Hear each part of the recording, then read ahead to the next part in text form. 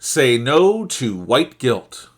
This is Ralph K. Ginorio's Keep Right op-ed column online on the Coeur d'Alene Press, dateline March 21st, 2022. I am 100% American. My heritage is a quarter Cuban, a quarter Puerto Rican, a quarter Irish, an eighth French, and an eighth English. All of my ancestors arrived in the United States between 1900 and 1925. Except for the English. My English great-grandmother was from Vermont Congregationalist stock, who came to New England as a result of the English Civil Wars of the mid-1600s. So, the only ancestors of mine who were here in the United States were on what most of us now see as the right side of American history.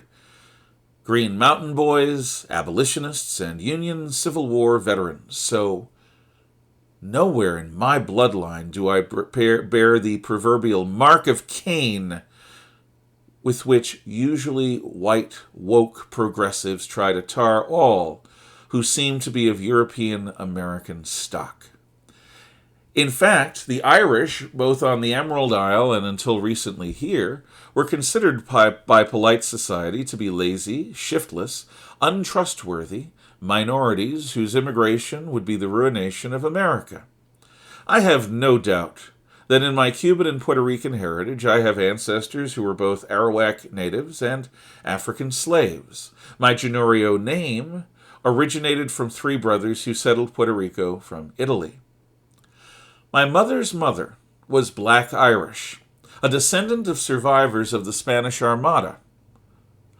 My French great-grandfather came from a nation that was an admixture of all Western Europe. The English were a mixture of Anglo-Saxons, Danes, Normans, and likely even a little Welsh bloodlines.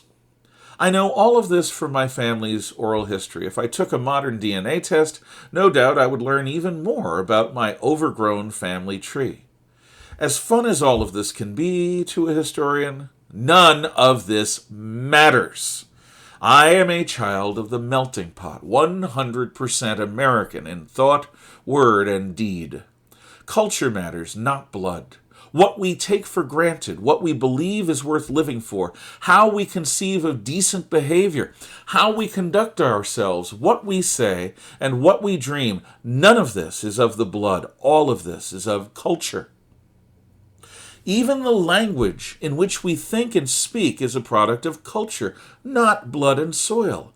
Our shared English language is literally the miscegenated child of nearly every other language group on earth.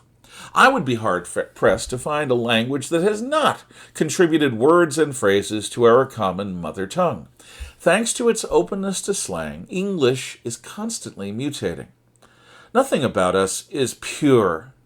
We, our language, indeed everything human about us, is a synthesis distilled from countless generations of warfare and intermarriage. We are now more egalitarian than we have ever been before. We have come so very far at such great cost from slavery, Jim Crow, and even from the socially accepted casual racism of 50 years ago. Who we choose to be matters so much more than how we happen to be born. Yet it is now that demagogues proclaim our need for what they're selling, in a power grab that would destroy the basis of our individual freedom to rise above our circumstances of birth. These race baiters sell what they call equity, inclusiveness, and diversity. They tout racism to fight racism, sexism to fight sexism, and pigeonhole people by their accidental birth characteristics. Guilt is their universal key, used to exploit our vulnerabilities. They claim that white privilege exists and that the United States and the rest of the West is systemically racist. They proclaim that every European should be ashamed, and in being ashamed, we should all cede our power and freedom to them. I say no. We are not our blood. We are our choices. We are not responsible for the choices of others, only for ourselves. Even if I were descended exclusively from Southern slave owners, I would not allow myself to be shamed into submission because of choices my ancestors make. I am responsible for me, not for anyone else. As to white privilege, I'm from the Bronx. Watch West Side Story if you want to understand an idealized version of the world where my parents met.